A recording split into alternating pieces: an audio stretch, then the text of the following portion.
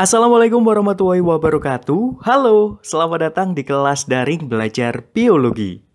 Sebelum kita mulai, jangan lupa subscribe ya.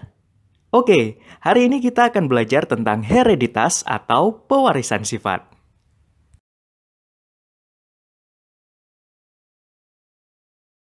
Semua organisme termasuk manusia memiliki hubungan yang erat antara anak dan induknya. Hubungan ini terlihat dari sifat-sifat yang diturunkan dari induk ke anak-anaknya. Penurunan atau pewarisan sifat terjadi melalui proses fertilisasi antara gamet jantan dan gamet betina. Gamet jantan maupun gamet betina masing-masing membawa sifat yang keduanya akan disatukan dalam zigot.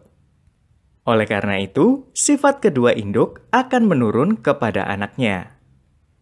Penurunan sifat induk kepada anaknya melalui gen disebut sebagai hereditas.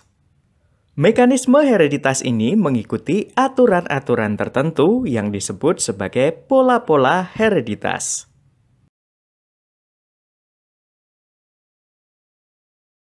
Membahas mengenai hereditas, ada satu tokoh penting yang berpengaruh terhadap perkembangan pewarisan sifat. Dia adalah Gregor Johann Mendel. Menurut Mendel, suatu sifat dapat muncul pada satu generasi, tapi bisa juga hilang pada generasi berikutnya. Mendel yakin ada faktor pembawa sifat yang kemudian dikenal sebagai gen. Sebelum kita mempelajari pola-pola hereditas, ada beberapa istilah yang harus kamu tahu dulu, biar nanti kamu bisa mengerjakan soal-soal terkait hereditas. Nah, buat mempelajari istilah-istilah dalam persilangan, kita bisa mengambil contoh peta silsilah keluarga. Kita mulai dari nenek atau ibu orang tua kita. Nenek menikah dengan kakek, maka peran mereka adalah sebagai parental. Parental merupakan induk jantan dan induk betina yang disilangkan. Istilah kedua adalah gamet, yaitu sel yang dibentuk untuk tujuan reproduksi. Setelah menikah, kakek dan nenek memiliki anak. Misalnya, anak pertama adalah ayah kita. Anak kedua adalah adik laki-laki dari ayah yang kita panggil sebagai paman. Dan satu lagi, adik perempuan ayah yang kita panggil sebagai bibi. Ketiga anak dari nenek dan kakek disebut sebagai filial, yaitu hasil persilangan atau keturunan.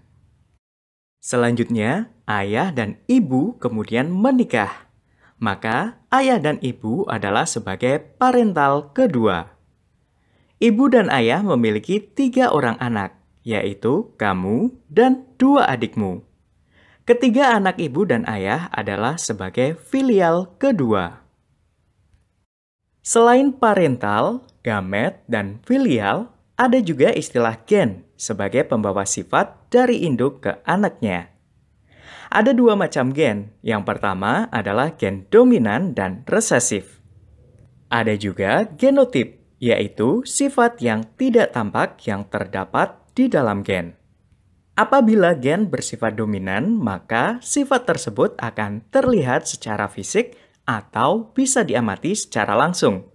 Sifat yang bisa diamati itu disebut sebagai fenotip. Misalnya, ibu memiliki gen rambut lurus, sedangkan ayah memiliki gen rambut keriting. Kemudian, anaknya mewarisi kedua gen orang tuanya tersebut. Karena gen rambut keriting lebih dominan, maka fenotip atau rambut anak tersebut terlihat keriting.